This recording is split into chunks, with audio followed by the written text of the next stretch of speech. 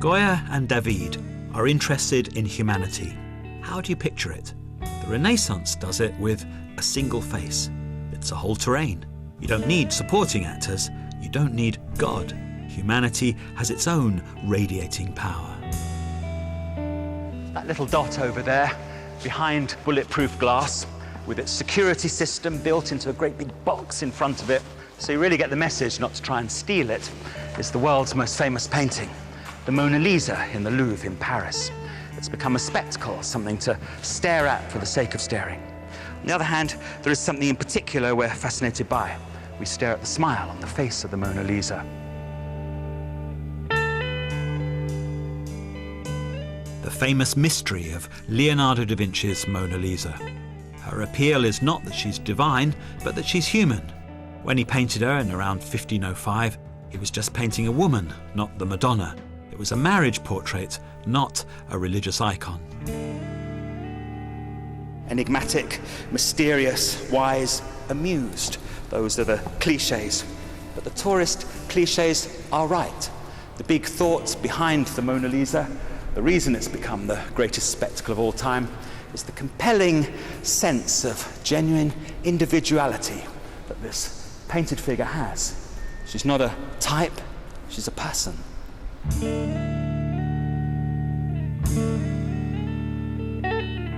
An ordinary woman who isn't a saint being made to seem like flesh and blood, but at the same time possessing a mysterious glow, as if there is something saintly about mere flesh and blood.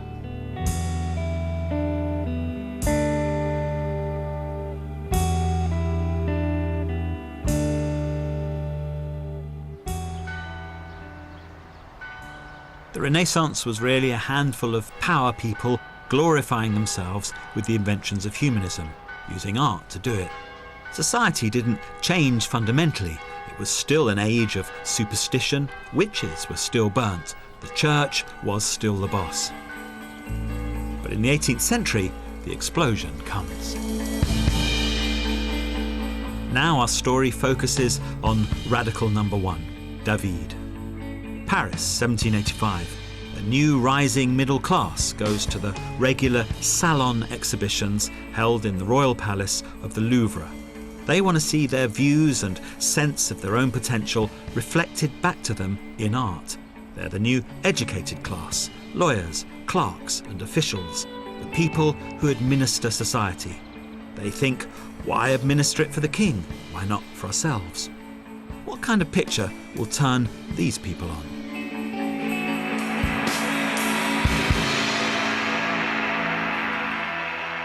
This kind.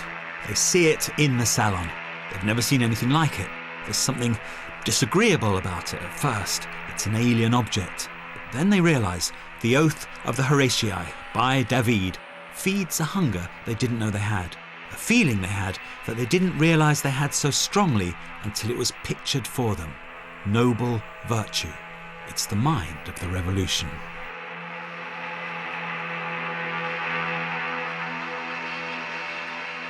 In his paintings done in the 5 years leading up to the French Revolution, David shows ancient Greeks and Romans being patriotic, sacrificing themselves for society, being ruthless, being harsh, seeing that the good must be fought for, the bad is easy, an abyss of weak feeling, the good tests us, it's the soaring heights of noble feeling.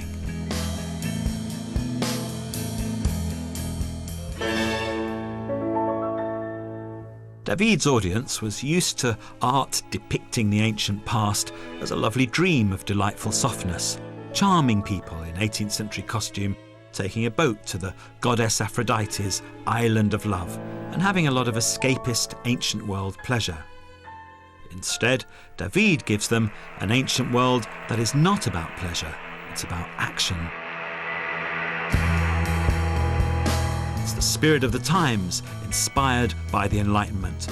But David's pictures also show personal darkness, his feelings of resentment against authority. David had struggled to be successful, but was always done down by the established artists who ran the Paris art scene and who decided what taste was. David spent 5 years studying in Rome. What clicked with him was the classical statues everywhere. They opened his eyes to the pure white marble look. In it, David saw eroticism, sensuality, longing, yearning, passion. That cocktail of wonderments would speak to David because he's a very passionate man. He's always making heroic speeches. He's always longing for glory. He's always imagining conspiracies against him, his genius unjustly passed by those in authority in the art world. He has to suffer that injustice in silence.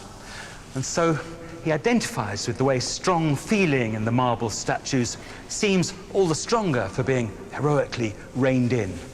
They embody noble Greek and Roman tales of passion and patriotism and sacrifice and ancient civic virtue. And out of all that, David gets something political. He sees the model of how a whole society ought to be in that heroic, muscular posing. See David's mind whirring. The Renaissance opened a door for him to appreciate the value of the art of the ancient past. This noble way of life, he thinks, is an attack on the corruption of life now.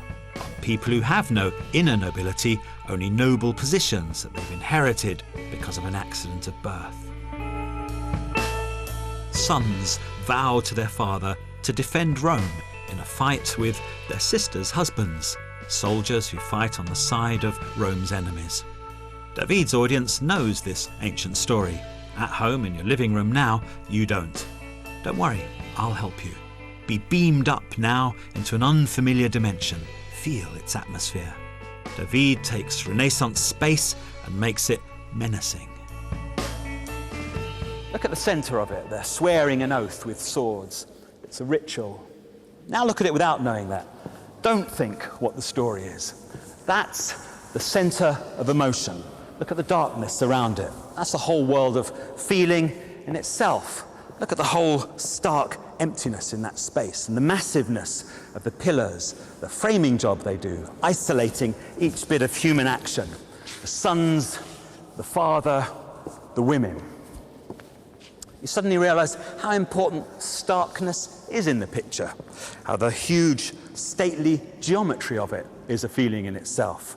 See how feeling is conveyed by shape, the sloping, curving, resigned despair of the women, the little punctuation points of the children's faces, the innocence in that shape under the great bearing down weight of the menacing stuff above, the empty darkness, and how the muscular stretched out posing of the men is all harsh angles, rattling up the geometry of the vertical pillars, letting us feel the true menace of those flying, gleaming weapons, the doom that's to come.